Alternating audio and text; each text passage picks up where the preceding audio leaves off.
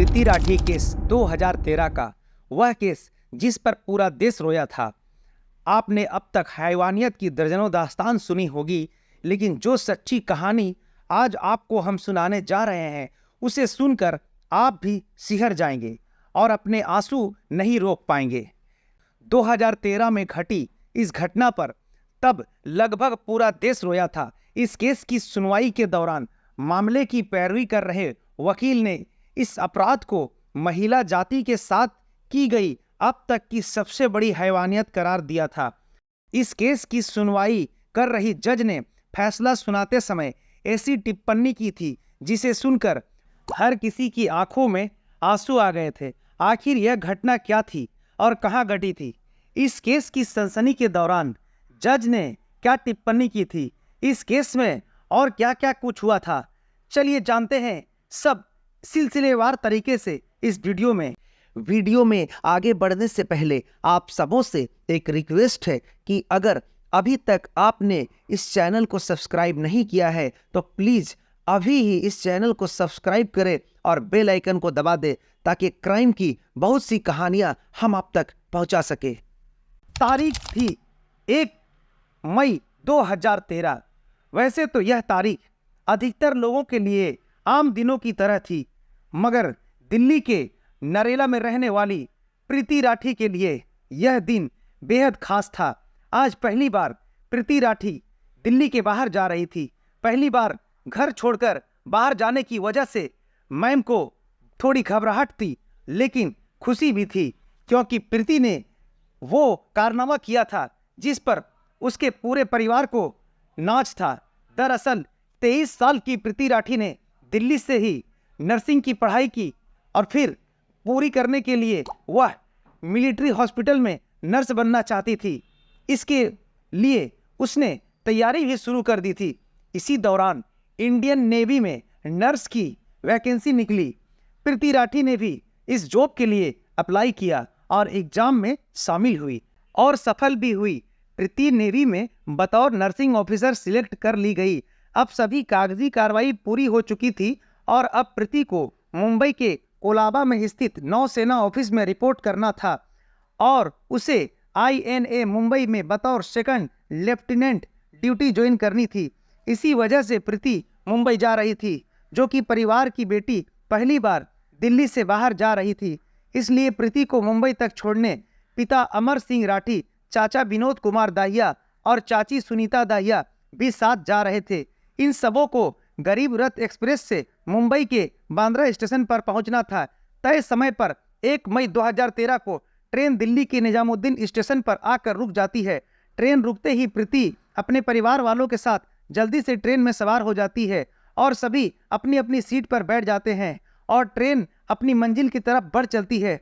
इस ट्रेन में काफ़ी भीड़ भाड़ थी। जितने लोग बैठे थे वो तो थे ही, कुछ लोग खड़े भी थे, इसलिए बोगी के अंदर गहमा गहमी कुछ ज़्यादा ही थी। ट्रेन के अंदर भीड़ के बीच एक युवक ऐसा भी था जिसने अपना चेहरा गमछे से छुपाया हुआ था और कैप पहना हुआ था। वह किसी से बातें कर रहा था, लेकिन कभी उठकर बाथरूम की तरफ जाता था तो कभी वापस आकर सीट पर बैठ जाता था और वह अक्सर प्रीति को झांकने की कोशिश करता था। बात प्रीति के परिवार वालों ने भी नोटिस कर ली थी, इसलिए कुछ ज़्यादा ही सतर्क थे। भीड़ भाड़ और गहमा गहमी के बीच सभी लोग लगभग सो गए। रात यूं ही गुजर जाती है, सुबह हो जाते हैं, सभी लोग उठ जाते हैं और इधर ट्रेन भी अपनी मंजिल की तरफ तेजी से बढ़ते हुए मुंबई पहुंच जाती है। अब तारीख बदलकर 2 मई 2013 हो चुकी थी। प्रीति और उसके परिवार वालों को बांद्रा टर्मिनल पर उतरना था। सुबह के 8:05 में ट्रेन बांद्रा स्टेशन पहुंच जाती है और प्रीति, उसके पिता, चाचा और चाची सभी ट्रेन से उतर जाते हैं। यहाँ से अब सभी अपनी मंजिल की तरफ बढ़ना शुरू कर देते हैं। ट्रेन से उतरने के बाद प्रीति थोड़ी थकी हुई महसूस कर रही थी, इसलिए वह थोड़ा धीरे धीरे चल रही थी, जबकि प्रीति के पिता और उसके चाचा चाची प्रीति से कुछ कदम आगे चल रहे थे। जब प्रीति ने देखा कि वो चलने में अपने पिता और चाचा चाची से काफ़ी पीछे हो गई हो, तो वह अपने कदम को तेजी से बढ़ाना शुरू कर देती है ताकि वह उन लोगों के पास पहुंच सके। अभी प्रीति ने अपने कदम तेजी से बढ़ाने शुरू किए ही थे, तब अचानक पीछे महसूस करती है कि किसी ने उसके कंधे पर पीछे से छुआ है। प्रीति के कदम अचानक रुकते हैं और वह पीछे मुड़कर देखती है कि किसने उसे छुआ है। प्रीति जैसे ही अपना चेहरा पीछे करती है, उसे वही लड़का दिखता है जो अपने चेहरे को गमछे से छिपाकर उसकी बोगी में ही बैठा हुआ था और लगातार उसे देखने की कोशिश कर रहा था। उसे देखने के बाद प्रीति कुछ समझ पाती उससे पहले ही वह नकाबपोश लड़का एक डब्बा निकालता है और अगले ही पल उस डब्बे में से कुछ प्रीति के चेहरे की तरफ फेंकता है। जैसे ही वो फेंकी गई चीज प्रीति के चेहरे पर पड़ती है, अचानक प्रीति दहाड़ मारने लगती है, चिल्लाना शुरू कर देती है। प्रीति की आवाज सुनकर उसके पिता और चाचा चाची दौड़कर उसके पास आ जाते हैं। दूसरे पैसेंजर भी प्रीति के आसपास जमा हो जाते हैं। प्रीति की हालत देखकर लोगों को समझ आ जाता है कि दरअसल किसी ने उसके चेहरे पर फेंक दिया है। प्रीति के पिता और चाचा चाची जैसे ही प्रीति को संभालने की कोशिश करते हैं, एसिड की कुछ छींटे उनके कपड़ों से होकर हाथों में लग जाते हैं। उन लोगों को भी हाथों में जलन शुरू हो जाती है। फिर भी वो सभी अपने दर्द को भुलाकर प्रीति को संभालने में लग जाते हैं। प्रीति के पिता और चाचा तुरंत ही उसे उठाते हैं और स्टेशन मास्टर के ऑफिस में लेकर आ जाते हैं, क्योंकि प्रीति काफ़ी तकलीफ में थी और जख्म काफ़ी गहरा लग रहा था। इसलिए रेलवे अधिकारी तुरंत प्रीति को दूसरे अस्पताल भेजने की तैयारी शुरू कर देते हैं। स्टेशन से सभी घायलों और प्रीति को भाभा हॉस्पिटल के लिए भेज दिया जाता है, लेकिन प्रीति की हालत बहुत ज़्यादा गंभीर थी, इसलिए उसे भाभा हॉस्पिटल के बजाय पास के ही गुरु नानक हॉस्पिटल में भर्ती कराया जाता है। उधर वो नकाबपोश लड़का प्रीति पर एसिड फेंकने के बाद भागने लगता है। तभी प्रीति की चीख सुनकर प्रीति के नज़दीक खड़े समीर शेख नाम के एक युवक डब्बे को उठाकर समझने की कोशिश करता है कि अचानक से हुआ क्या है। तभी डब्बे से एसिड समीर के हाथों पर गिरता है। वह तुरंत डब्बा नीचे फेंकता है और समझ जाता है कि इस लड़की पर एसिड अटैक हुआ है और वो तेजी से उस व्यक्ति के पीछे भागना शुरू कर देता है। साथ ही चिल्लाता है, सलीम, सलमान, उसे पकड़ो पकड़ो। दरअसल सलीम और सलमान भी समीर के साथ थे। समीर को यह एहसास होता है कि लड़की पर एसिड अटैक हुआ है तो वह नकाबपोश के पीछे भागना शुरू कर देता है। साथ ही अपने दोनों जानने वालों को भी उस नकाबपोश लड़के को पकड़ने के लिए कहता है। वह लोग भी उसे नकाबपोश पीछा करने लगते हैं, लेकिन कुछ ही पलों में वो नकाबपोश उन सभी को चकमा देकर भाग जाने में कामयाब हो जाता है। समीर शेख, सलीम और सलमान, ये तीनों नाम याद रखिएगा, क्योंकि इस केस में इन तीनों ने आगे महत्वपूर्ण भूमिका निभाई थी। प्रीति को गुरु नानक हॉस्पिटल में एडमिट करवा दिया जाता है, जहां उसका ट्रीटमेंट शुरू हो जाता है, जबकि प्रीति के पिता, चाचा चाची और समीर शेख को भी बाबा हॉस्पिटल ले जाया जाता है। इधर पुलिस मौके पर पहुंचकर स्टॉप पंचनामा बनाना शुरू कर देती है। समीर के जख्म ज़्यादा गहरे नहीं, इसलिए उसे हॉस्पिटल से कुछ ही देर बाद छुट्टी मिल जाती है और उसे पुलिस वापस घटना स्थल पर ले जाती है और उसके बयान के आधार पर पंचनामा दर्ज करना शुरू कर देती है। इसके अलावा पुलिस वहां से सबूत इकट्ठे करती है जो कि प्रीति को भाभा हॉस्पिटल ले जाने के लिए कहा गया था, लेकिन उसकी हालत ज़्यादा गंभीर थी, इसलिए जल्दबाजी में गुरु नानक हॉस्पिटल ले जाया गया था। लेकिन समस्या यह थी कि गुरु नानक हॉस्पिटल में बर्न यूनिट नहीं था और वहाँ कई अन्य सुविधाएं भी नहीं थी। इसलिए कुछ देर बाद प्रीति को गुरु नानक हॉस्पिटल से मसीना हॉस्पिटल रेफर कर दिया जाता है। मसीना हॉस्पिटल पहुंचने ही प्रीति का इलाज शुरू होता है। इधर पुलिस भी प्रीति का बयान दर्ज करने के लिए मसीना हॉस्पिटल पहुंचती है, लेकिन जख्म इतना गहरा हुआ था कि प्रीति की आवाज़ जा चुकी थी। प्रीति का चेहरा बुरी तरीके से जल चुका था, साथ ही उसके गर्दन पर भी गंभीर घाव हो चुके थे। इस कारण प्रीति का बयान दर्ज नहीं किया जा सकता। प्रीति के शरीर पर जरूर गहरे जख्म हुए थे, मगर प्रीति का हौसला अभी टूटा नहीं था और वह पूरे जज्बे और हिम्मत से लड़ रही थी। अब प्रीति चाह कर भी कुछ नहीं बोल पा रही थी। उसने हाथों से लिखने का इशारा किया। इसके बाद प्रीति को पेन और पेपर दिया गया।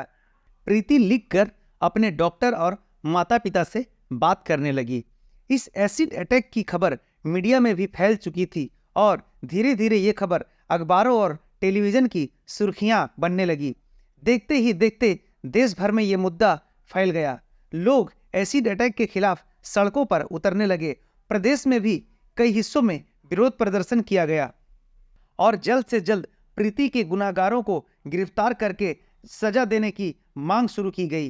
पुलिस पर भी भारी दबाव था कि वो तुरंत अपराधी को गिरफ्तार करें, लेकिन समस्या यह थी कि अपराधी का कहीं से कोई क्लू नहीं मिल रहा था।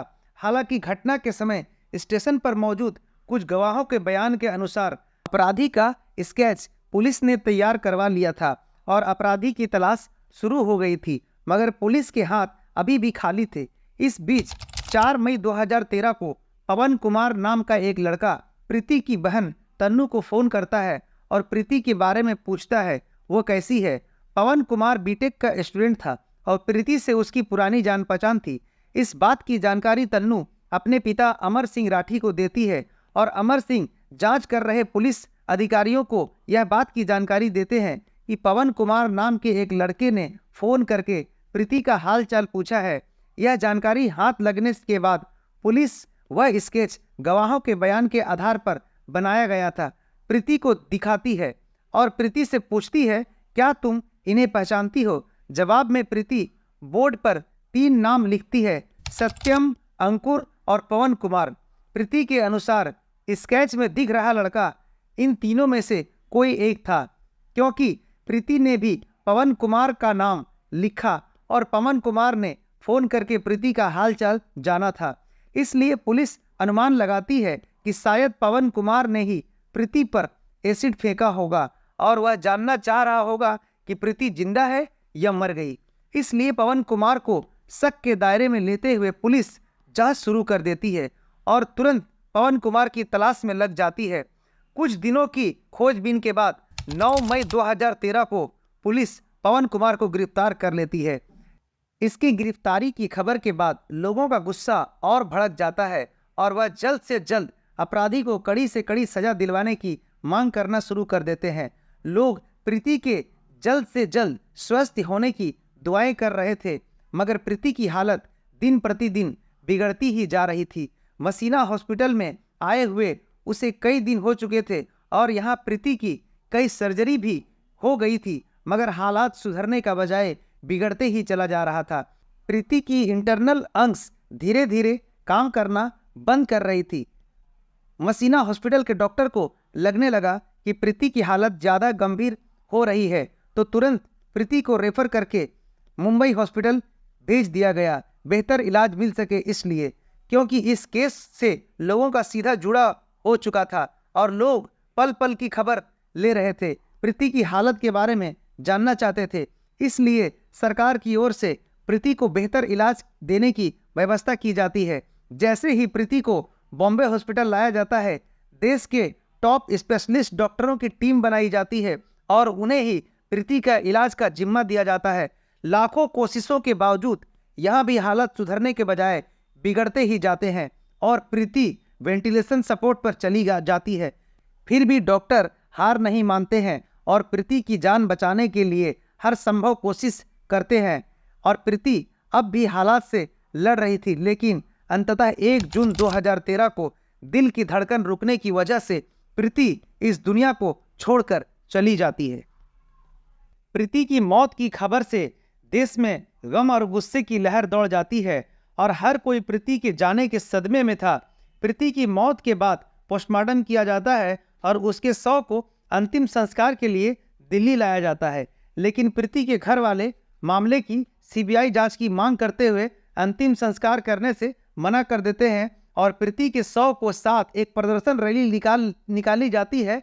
अंततः सरकार की ओर से सीबीआई जांच का आश्वासन मिलने के बाद पूरे राज्य में सम्मान के साथ प्रीति का अंतिम संस्कार किया जाता है। प्रीति की मौत और अंतिम संस्कार के बाद हर किसी की एक मांग थी कि जल्द से जल्द प्रीति के कातिलों को कड़ी से कड़ी सजा दिलवाई जाए। पुलिस ने भी पवन कुमार नाम के एक लड़के को गिरफ्तार कर लिया था, लेकिन समस्या ये थी कि पवन कुमार के खिलाफ किसी भी तरह का सबूत नहीं मिल पा रहा था। रेलवे पुलिस भी अब तक पवन कुमार के खिलाफ कोई सबूत नहीं ढूंढ पाई थी। इसी बीच प्रीति के पिता अमर सिंह राठी अपने स्तर से पता लगाते हैं तो यह बात सामने आती है कि 2 मई 2013 यानी घटना वाले दिन पवन कुमार मुंबई में था ही नहीं, बल्कि वह रोहतास में था। बाद में पुलिस भी पवन कुमार की मोबाइल की लोकेशन हिस्ट्री निकालती है तो पता चलता है कि घटना वाले दिन पवन कुमार वास्तव में रोहतास में था। पुलिस के बजाय प्रीति के पिता द्वारा यह पता लगाना कि पवन कुमार उस दिन रोहतास में था, पुलिस की बड़ी नाकामी थी और इस बात का संकेत भी था कि पुलिस घटना की जांच सही तरीके से नहीं कर रही है। इसलिए प्रीति के पिता कोर्ट से एक रिट पिटीशन फाइल करते हैं और सीबीआई मुंबई के जांच की मांग करते हैं। कोर्ट यह मांग मान लेती है और मामले की जांच सीआईडी मुंबई को दे दी जाती है। केस हाथ में आते ही सीआईडी मुंबई जांच के सिलसिले में सबसे पहले प्रीति राठी के घर जाती है और कुछ जानकारी जुटाना शुरू कर देती है। सीआईडी के अधिकारी प्रीति के कुछ नज़दीकी रिश्तेदारों से भी पूछताछ करते हैं। रिश्तेदारों से पूछताछ के दौरान एक रिश्तेदार पुलिस वालों को बताती है कि पड़ोस में ही रहने वाला अंकुर पवार नाम का एक लड़का प्रीति से एक तरफा प्यार करता था। उसने प्रीति को प्रपोज भी किया था, लेकिन प्रीति ने साफ मना कर दिया। इसके अलावा अंकुर पवार प्रीति से शादी करने की बार बार जिद कर रहा था, लेकिन प्रीति ने इसका प्रस्ताव ठुकरा दिया था। प्रीति के रिश्तेदार के मुताबिक इसी के बाद अंकुर ने प्रीति को अंजाम भुगतने की धमकी दी थी और उसे पूछताछ के लिए बुलाया जाता है। पुलिस अंकुर से पूछती है कि 1 मई 2013 को तुम कहाँ थे। इस पर अंकुर ठीक से जवाब नहीं दे पाता और तुरंत अपने बयान बदलने लगता है। इसके अलावा पुलिस को यह भी नजर आता है कि अंकुर के दोनों हाथों पर जख्म के निशान है। यह जख्म वैसे ही है जो एसिड से जलने के बाद होता है। अंकुर के द्वारा बार बार बयान बदलने जाने से अंकुर के हाथों पर जख्म के निशान देखकर पुलिस का शक और भी गहरा हो जाता है और वह अंकुर को पूछताछ के लिए 17 जनवरी 2014 को मुंबई लेकर आ जाती है। मुंबई लाकर उससे कुछ और पूछताछ की जाती है और कुछ ही समय की पूछताछ से यह साफ हो जाता है कि एसिड फेंकने वाला व्यक्ति कोई और नहीं बल्कि यही अंकुर पवार था। पुलिस तुरंत अंकुर को गिरफ्तार कर लेती है और उसके मेडिकल एग्जामिनेशन के लिए हॉस्पिटल भेज देती है। हॉस्पिटल से आने के बाद पुलिस अंकुर से पूछताछ शुरू करती है। पूछताछ में अंकुर बताता है कि दरअसल वो प्रीति को पसंद करता था और उससे ही शादी करना चाहता था, लेकिन प्रीति ने मना कर दिया था। इसी से वह काफी चिढ़ा हुआ था। इधर प्रीति के इंडियन नेवी में भी नौकरी हासिल कर ली थी, जबकि अंकुर बेरोजगार बैठा हुआ था। इस कारण अंकुर के घर वाले उसे ताना देने लगते हैं। इससे भी अंकुर को प्रीति से काफी जलन होने लगती थी। इसी के बाद अंकुर ने तय कर लिया था कि वह प्रीति को सबक सिखाएगा। प्रीति ने नेवी में नौकरी हासिल की। इस बात की जानकारी आसपास के लोगों को भी लग चुकी थी और लोग यह भी जान चुके थे कि 1 मई को प्रीति मुंबई जाएगी। अंकुर को भी इस बात की जानकारी हो चुकी थी, इसलिए वो ट्रेन में सवार हुआ था। अंकुर ट्रेन के अंदर ही प्रीति पर एसिड फेंकना चाहता था, लेकिन ट्रेन के अंदर भीड़ काफी ज्यादा थी और ऊपर से अंकुर लगातार ट्रेन में प्रीति को घूर रहा था। इस कारण उसके माता पिता कुछ ज्यादा ही सतर्क हो गए थे, इसलिए ट्रेन के अंदर अंकुर को प्रीति के ऊपर एसिड फेंकने का मौका ही नहीं मिल पाया। वैसे सुबह के 4 बजे अंकुर ट्रेन की टॉयलेट के पास भी जाकर खड़ा हुआ था कि अगर प्रीति यहाँ आए तो वह यहीं एसिड फेंक देगा, लेकिन प्रीति वहाँ नहीं आई, इसलिए अंकुर का प्लान यहाँ पर भी फेल हो गया। आखिरी में जब प्रीति ट्रेन से उतरती है तब अंकुर उस पर एसिड फेंक देता है। अंकुर ने जरूर अपना गुनाह कबूल कर लिया था, लेकिन पुलिस के सामने सबूत जुटाने की बड़ी चुनौती थी, इसलिए पुलिस अंकुर पवार के खिलाफ सबूत जुटाने में लग जाती है। सबसे पहले यह पता लगाने की कोशिश की जाती है कि आखिर अंकुर को एसिड किसने दिया। जांच पड़ताल के दौरान खुलासा होता है कि अंकुर ने मुकेश भार्गव नाम का एक दुकानदार से यह कहते हुए एसिड खरीदा था कि उसने अंकुर बैटरीज नाम से अपनी एक दुकान खोली है, इसलिए उसे एसिड चाहिए। अंकुर ने दुकानदार को कहा था कि वह बहुत ज़्यादा एसिड खरीदेगा, लेकिन ज़्यादा एसिड खरीदने से पहले वह सैंपल देखना चाहता है। इसलिए दुकानदार ने उसे बतौर सैंपल एक हॉर्लिक्स के डब्बे में लगभग 2 लीटर एसिड दे दिया था। सबूत और भी मजबूत होने के लिए अंकुर की फ़ोन डिटेल निकलवाई जाती है तो पता चलता है कि 1 मई को अंकुर निज़ामुद्दीन स्टेशन पर था और फिर उसकी लोकेशन 2 मई की सुबह यानी घटना वाले दिन मुंबई के बांद्रा टर्मिनल पर थी। अब अंकुर की आइडेंटिटी कंफर्म करने के लिए पुलिस आई विटनेस के सामने आइडेंटिफिकेशन परेड करवाती है। आइडेंटिफिकेशन परेड के दौरान एक साथ कई लोगों को खड़ा किया जाता है, उसमें अंकुर भी शामिल होता है। उसके बाद उन लोगों को भी बुलाया जाता है जिन्होंने पहले गवाही दी थी। हमने एसिड फेंकने वाले को देखा है। उन गवाहों में से समीर शेख, सलीम शेख और सलमान शेख अंकुर को देखते ही तुरंत पहचान लेते हैं और पुलिस वालों को बताते हैं कि यह वही लड़का है जो एसिड फेंकने के बाद भाग रहा था।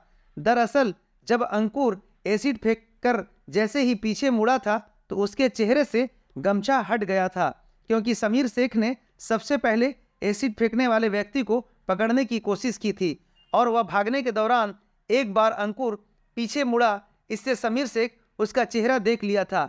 इसके अलावा सलीम और सलमान भी अंकुर का चेहरा देख चुके थे, इसलिए परेड के दौरान इन दोनों ने भी उसे पहचान लिया। परेड के दौरान समीर इस बात की भी पुष्टि करता है कि पुलिस ने जो डब्बा घटना स्थल से बरामद किया था वही डब्बा उसने अंकुर के हाथ में भी देखा था। तीनों के अलावा पवन मालवीय नाम का एक व्यक्ति अंकुर की पहचान करता है।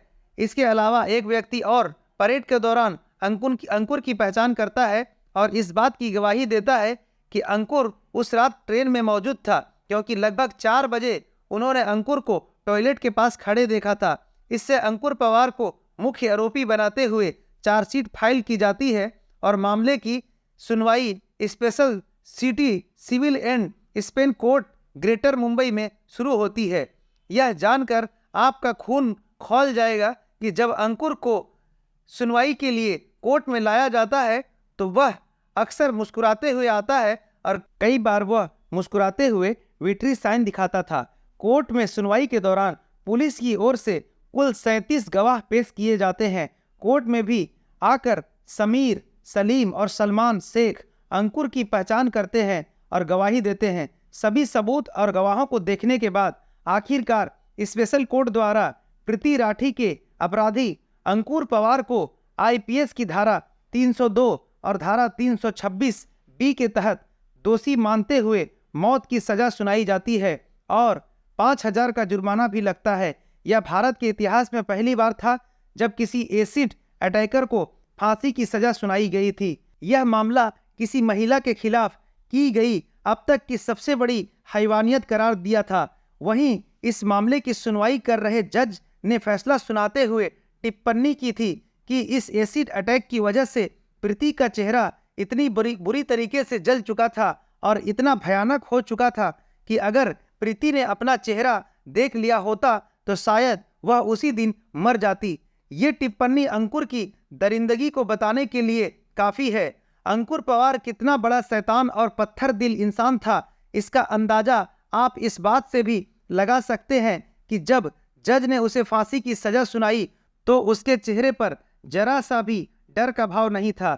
उसने प्रीति के साथ जो कुछ भी किया उसे इसका कोई अफसोस नहीं था। वह कोर्ट में बड़ी बेशर्मी से मुस्कुरा रहा था। उसकी एक क्रूर हंसी प्रीति के परिवार वालों के लिए जख्म पर नमक जैसी थी। मुंबई सेशन कोर्ट से भले ही अंकुर को फांसी की सजा मिल गई, मगर अंकुर ने मुंबई हाई कोर्ट में इस फैसले के खिलाफ अपील कर दी। हाई कोर्ट में इस मामले की सुनवाई जस्टिस बीपी धर्माधिकारी और जस्टिस पदनायक कर रहे थे। इस मामले की लंबी सुनवाई के बाद जून 2019 में बॉम्बे हाई कोर्ट ने सेशन कोर्ट के फांसी के फैसले को उम्र कैद में बदल दिया। वैसे जिस दर्द से प्रीति गुजरी थी और जिस दर्द से प्रीति के माता पिता को गुजरना पड़ा, उस दर्द के सामने शायद उम्र कैद की सजा तो क्या, फांसी की सजा भी कम होती है। दोस्तों, इस वीडियो के बारे में आपकी क्या राय है, कमेंट्स बॉक्स में ज़रूर बताएं। वीडियो को लाइक करें और शेयर करें ताकि आप तक हम अच्छी वीडियो पहुंचा सके और अगर दोस्तों आप अभी तक मेरे चैनल को सब्सक्राइब नहीं किए हैं तो प्लीज़ अभी ही मेरे चैनल को सब्सक्राइब कीजिए और बेल आइकन को दबाकर नोटिफिकेशन ऑन कर दिए। मिलते हैं अगले वीडियो में, तब तक के लिए धन्यवाद।